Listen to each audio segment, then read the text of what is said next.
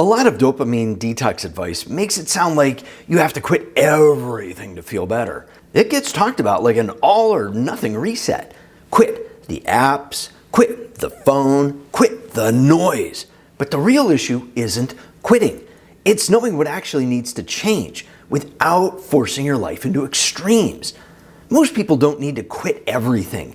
They just need to interrupt a pattern because dopamine isn't the problem. And extreme detoxes usually make things harder, not better.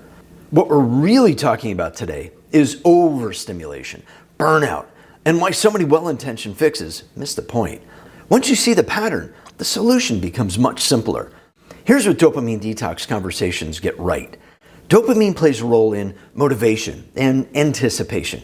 It helps your brain move forward toward what feels rewarding. The issue isn't dopamine itself. The issue is how often, how fast, and how constant stimulation shows up in modern life. Short-form content, notifications, endless updates, a steady sense that something always needs attention.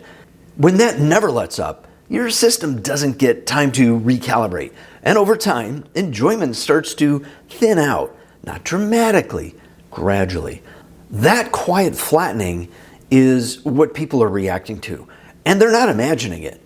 Noticing that something's off, it's easy. Figuring out what actually helps is harder. And this is where a lot of well-meaning advice starts to work against you. Where dopamine detox tends to go off track is how it responds. Most versions turn into strict rules or all or nothing challenges and long stretches of restriction. There's usually a lot of pressure to do it right. The subtle problem is this. When recovery starts to feel like another test to pass, the nervous system never actually settles.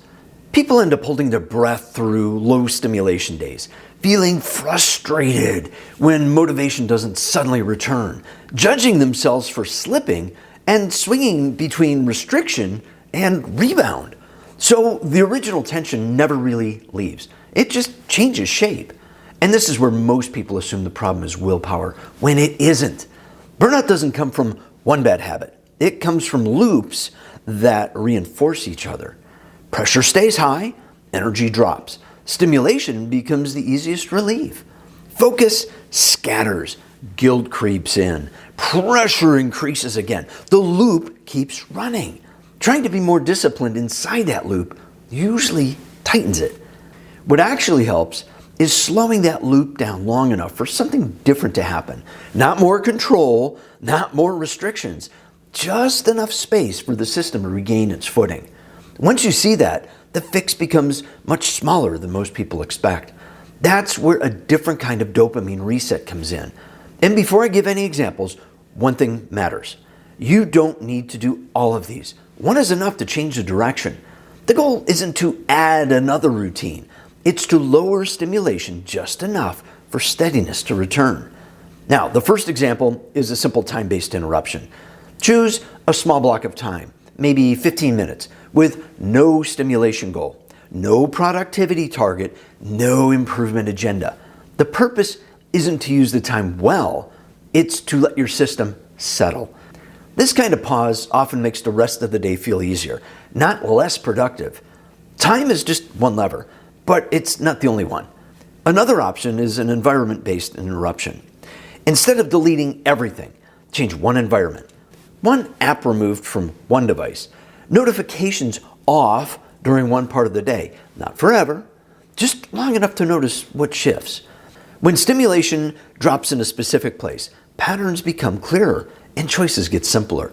And once things slow down a bit, effort starts to feel different too.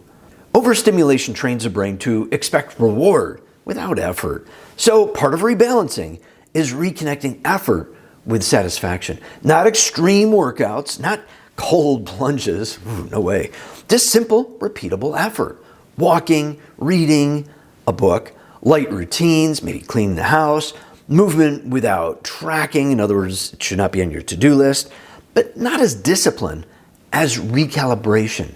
And this last part matters more than any technique. It's your life quality check. You're going to want to keep this important filter in mind. If your dopamine reset makes you tense, rigid, constantly monitoring yourself, or makes life feel narrower, it's not working. Real improvement makes life feel more workable, not more controllable. When stimulation drops in the right places, clarity and motivation return without force. If things feel flat right now, it doesn't mean you need more stimulation. Most of the time, it means your system has been carrying pressure for too long without enough room to reset. Dopamine detox isn't about quitting everything. It's about interrupting patterns long enough for balance to return.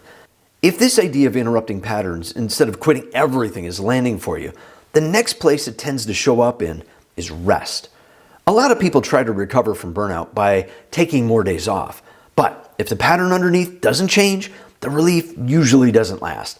And sometimes it even makes things feel worse. I've got another video that looks at why that happens and what helps rest actually do its job instead of just postponing burnout. It's there if you want it. No pressure. I'll see you there.